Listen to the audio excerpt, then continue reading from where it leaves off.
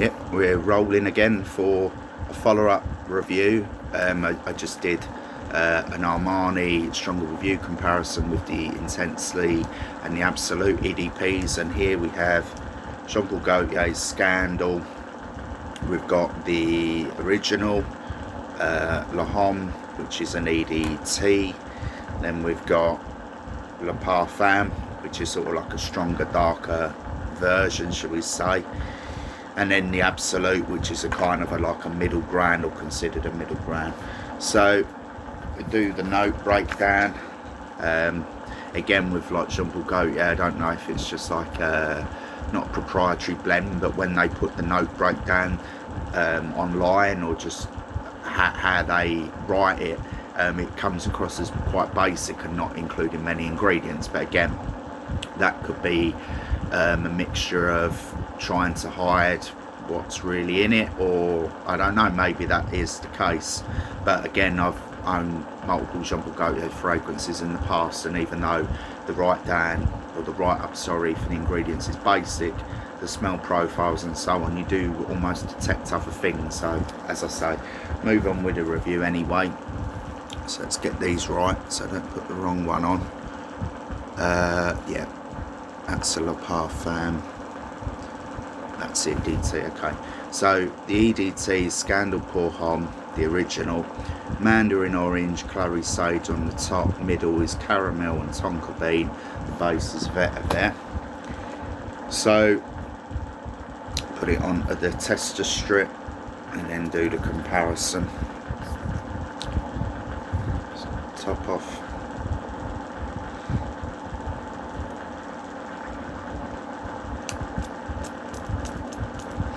There we are.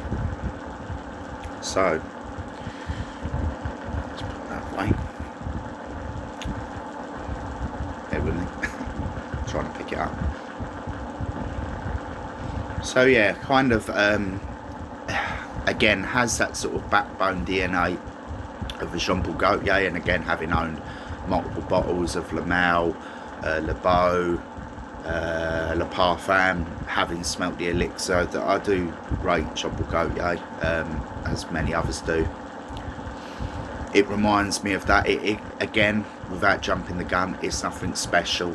I know lots of people, again, online on TikTok, they get these fragrances that they'll big up massively, give it like 11 out of 10s almost, and so on. But I never owned a bottle of one of these. I've never, as far as I'm aware, smelled samples of it. But I was just interested because, again, this is what we do. We just try different fragrances. You know, it's just interesting to, especially, as I say, if I like the house, I bought multiple bottles of Jean-Paul Gaultier over the years. I just always wanted to kind of try this one, and obviously now they've got flankers in different versions out there. So it's nice. It's like a floral sweetness that comes off the top. Very pleasant. I think it can be worn day or night. It's not overly simplistic, but it's not anything special either. I don't want to say just because of the floral sweetness nature that it's going to be more feminine leading. Again, from my understanding with female fragrances, they do tend to be based around sweetness and floral notes and so on. The initial radiance, again, for an EDT is not great, but it's pretty good. Most EDTs are like that for like an hour or two. You're going to be smelling it, but again, unlike say Le Male, which is an EDT, or the original Ultra Male, I tend to find that fragrances nowadays, especially EDTs, performance wise aren't great, so I tend to buy Le Parfums or EDPs for that reason. But yeah, it's very pleasant, easily wearable. Can be worn multiple times of year. I'm not going to say it's anything special because it isn't, so I'd give this like a 7 out of 10. In terms of the performance and radiance, it's nothing special either. Again, some people say it's beast mode, blah blah blah, but again, people are different, and having reviewed so many different fragrances, I'm not going to just pick something up for the sake of it. Plus, I'm drawing comparison from the Le Male, Jean-Paul Gaultier Elixir, Le Parfum, Ultra Male, Le Beau, which I actually rate above this. Not that this is bad, 7 out of 10 still decent, but nothing special overall. So yeah, we'll move on to the Parfum, which is a sort of I don't want to say like a darker version. It just it sits closer to the skin, but the longevity is better on the skin, as is the design of a Le Parfum over an EDT, but the radiance isn't quite as good, and even the smell seems darker from what I recall and notes I've made. Just make sure I've got the right one. Yeah, Le Parfum. There we are. So already the radiance is kind of very similar, the smell profile very similar. It is kind of like, even how it applies, you can smell in the background like a strength there that is kind of missing from the EDT.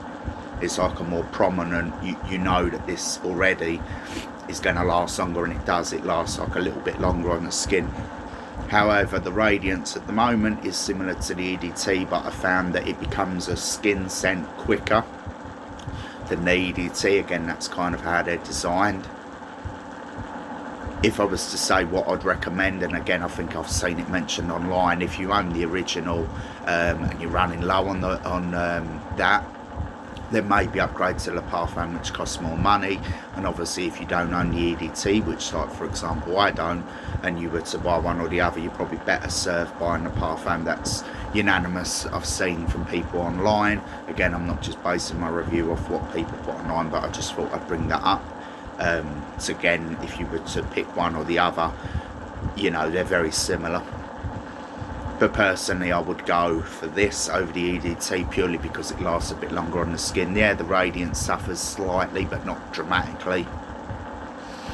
And the smell profile is very similar, even though, again, the notes are different. I didn't actually mention the notes with this one, but I will.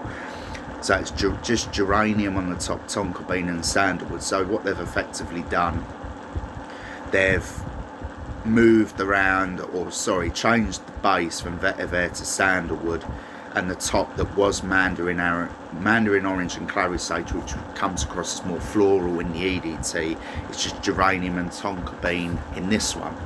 So even though it's more basic, I actually prefer this slightly more, because again, it's not as floral, feminine leading as the EDT. Again, I'm not going to say men can't wear that, of course they're not, they're designed for men, but I would say that the original, the EDT, it's kind of unisex, that you could go either way with that, where this one's a bit darker, a bit simpler, but I like that in terms of with the Jean Paul Gaultier line anyway. Again, I'm not going to give it an 8 or a 9, it's like a 7 out of 10, because the performance and the actual scent profile, it's nothing special, and especially in comparison to the Jean Paul Gaultiers that I've mentioned, that I've used for many years off and on.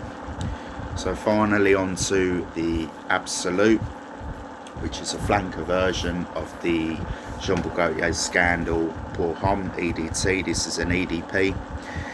Top note is Wearable, middle is chestnut, and the base is sandalwood. So again, in terms of with the Le Parfum comparison, the sandalwood remains, but they've changed the middle and the top. So let's put this on the strip and do a final comparison.